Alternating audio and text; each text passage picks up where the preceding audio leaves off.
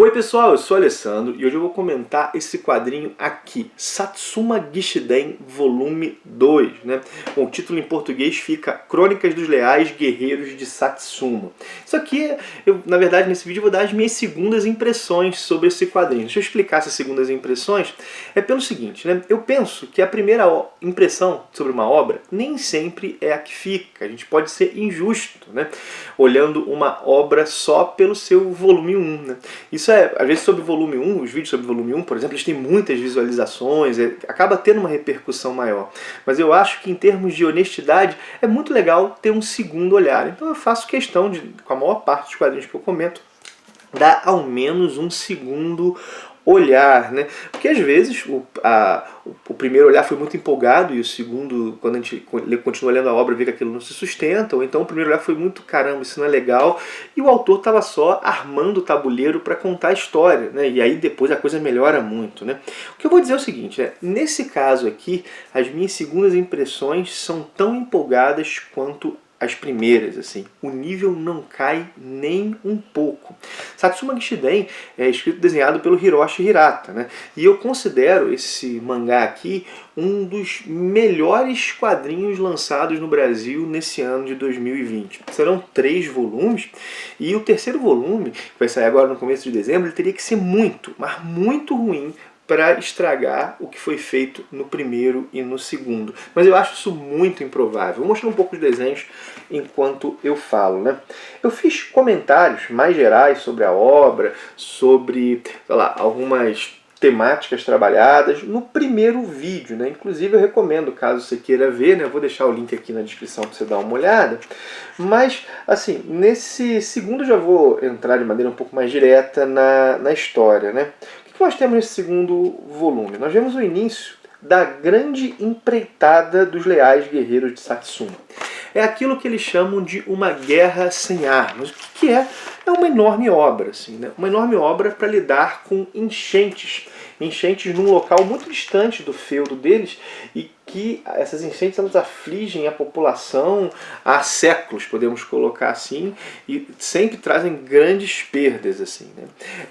O fato desses samurais serem enviados para fazer isso é uma manobra política para acabar com o feudo, né? E com um certo clã, né? Com o clã governante desse feudo. É a manobra do governo, né? Porque acaba que esse feudo, que não é nem dos maiores, ele teria que arcar com tudo. E os samurais então tomam essa missão para si. O protagonista de Satsuma Gishiden, como eu já disse no primeiro vídeo, não é um indivíduo, né? É um grupo social, é o estamento dos samurais. É o estamento dos samurais, né? E esse estamento, né, ele foi ricamente apresentado no primeiro volume. Ele foi muito bem desenvolvido, muito apresentado. A manobra política também que levou a isso, né? E nesse primeiro volume nós vimos a preparação dos samurais, do feudo para essa grande obra, e a viagem, né? Aqui nesse segundo volume a obra começa e todas as histórias elas vão girar em torno dessa obra, né?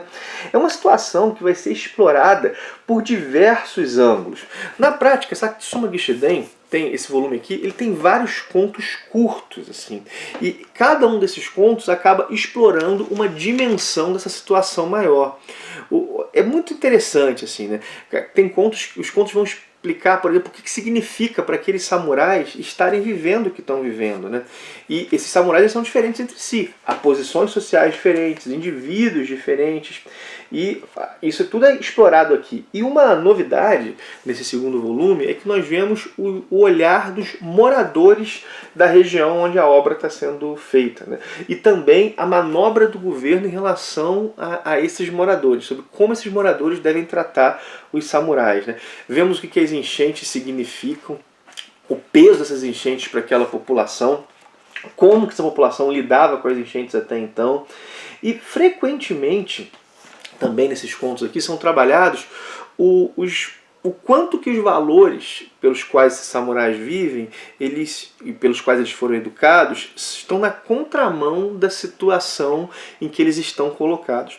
O que é pedido aos guerreiros de Satsuma é que, em nome do que eles são, eles ajam como se não fossem. Olha só, é exigido que, em nome do que são, eles ajam como se não fossem, né? E o que nós vemos aqui, né, realmente o declínio de todo um estamento, né? São valores que acabam não tendo o suporte econômico e social para serem mantidos. É realmente um drama social grande, né? E Satsuma Gishiden é um quadrinho violento, assim, né? É violento tanto no seu enredo, há uma violência aqui por parte do governo com o clã de Satsuma, mas é violento graficamente. A morte é corriqueira, a morte é mostrada, né? É muito comum, por exemplo, que os samurais entreguem a vida, né?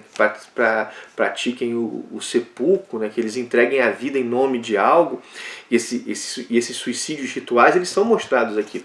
Esse é aquele tipo de suicídio que o Max Weber, o Max Weber não, né? Que o Durkheim, eu estou confundindo os sociólogos, que o Durkheim chama de suicídio altruísta, porque eu gosto tanto do Weber que acaba que a citação que vem logo direto na cabeça. Mas é o Durkheim. O Durkheim chama de suicídio altruísta. O que é o Durkheim? O que é o suicídio altruísta, né? Na verdade, o Durkheim faz uma tipologia aí. O suicídio egoísta é aquele que a pessoa se mata pela falta de integração ao grupo social, né? Como se a morte já tivesse ocorrido, uma morte social, né? Ela fosse isolada e isso levasse essa pessoa ao suicídio. É o caso, por exemplo, de pessoas que se matam, que vêm a cometer o suicídio num contexto de sofrimento psicológico muito grande por bullying, por exemplo. Egoísta no Durkheim não significa que a pessoa é má, só se importa consigo, né? Mas que ela foi privada, que ela foi fechada no próprio ego, que ela foi fechada no próprio eu, que ela foi fechada dos laços sociais, privada dos laços sociais. Agora, o suicídio altruísta é o contrário, né? É a morte em nome dos valores do grupo.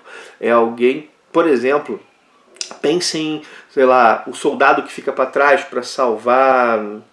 Ele sabe que vai morrer, mas ele fica para trás para salvar o pelotão. Isso moralmente não é considerado um suicídio, mas sociologicamente falando, ele sabia que iria morrer e ele morre em nome do grupo, né? O martírio é visto pelo Durkheim como suicídio altruísta. E esse seppuku aqui também, que é em nome da honra. Aqui várias vezes a pessoa se mata para mostrar o valor daquilo que ela está sendo feita. Esse suicídio altruísta aparece muito aqui, né? Altruísta, repara, não é porque a pessoa é boazinha, né? Não é isso.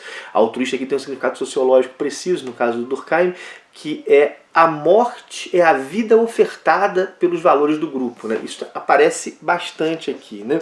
Bom, o que eu posso dizer é que o nome épico, acho que eu estou repetindo isso, né? Mas eu acho que não vejo problema repetir porque é verdade, né? O nome épico não é exagerado quando nós aplicamos a Satsuma Gishiden.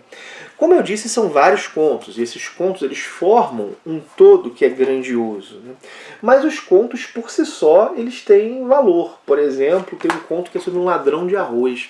Há um samurai passando fome, né? Ele recebe uma ração muito limitada e esse cara tinha necessidade de comer mais.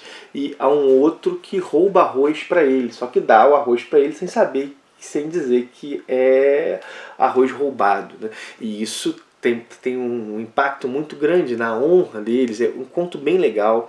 Há também um conto sobre o líder dos barqueiros, que não é um samurai, é um camponês dos barqueiros da região que lida com essas enchentes, que ele está lidando com o empreendedor mora, assim, na verdade, uma espécie de barqueiro que tem mais poder aquisitivo, né? Ele está falando em nome dos barqueiros mais pobres. Só que esse cara, esse mais poderoso, sequestra a família dele e toma como refém. É uma sequência dramática, assim. A história do samurai doente também, que ainda assim continua trabalhando. Enfim, são vários contos muito legais, né?